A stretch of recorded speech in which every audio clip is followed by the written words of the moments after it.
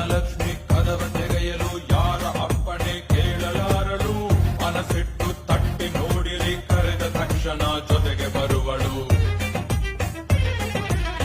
ಕಾಲಿಗೆ ಬಿದ್ದರೂ ಸಹ ದೊಡ್ಡ ಕನಸನೆ ಕಾಣುತ್ತಿರುವೆನು.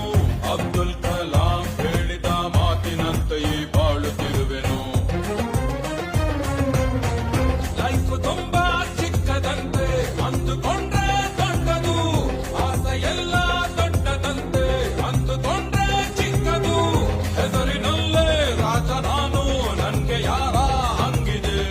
ಒಂದೇ ಒಂದು ಆಸೆ ನಂದು, 1000 ಕೋಟಿ ಬೇಕು. ಸಣ್ಣದೊಂದು ಮನೆ ಬೇಕು, ಮೈಸೂರು ಪ್ಯಾಲೇಸ್ ಸಾಕು. ಆಸೆಗೆ ಟ್ಯಾಕ್ಸ್ ಇಲ್ಲ, ಕನಸಿಗೆ ಫೈನು ಇಲ್ಲ.